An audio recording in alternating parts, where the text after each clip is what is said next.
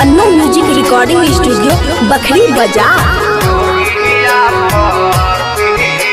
Mix by Amarraj Singh. तुहरा चलते गे छौरी कि नहीं हम कैलियो, छोड़ दलिए घर पर बाहर गे।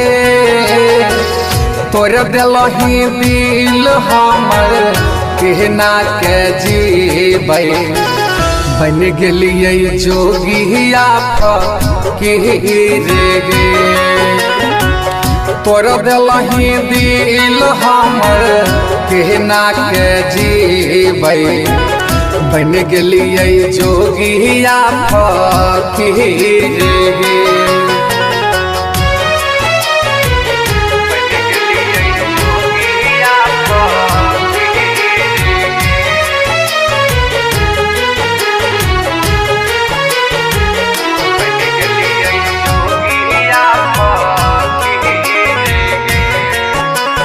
Annu music recording studio Bakhri बाजार।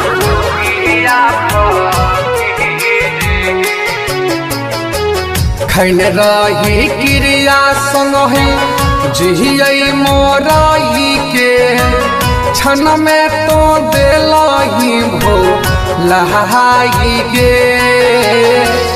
जनबाना भटकौ हमें कहना के जीबै, बन गेलिए जोगिया फकीर गे।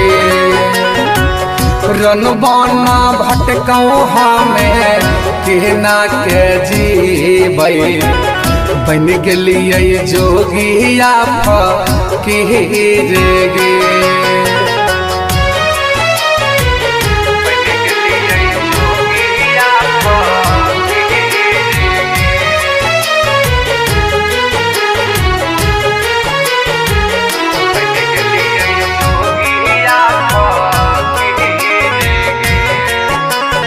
Annu music recording studio Bakhri बाजार।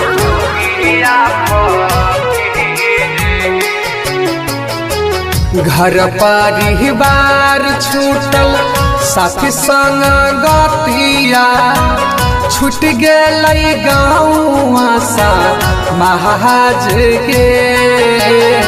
सिंगराम रेखा बोले कहना अब जीतै, बन गेलै जोगिया फकीर गे। सिंगराम रेखा बोले कहना अब जीतै, बन गेलै जोगिया फकीर गे। Annu music recording studio Bakhri बाजार।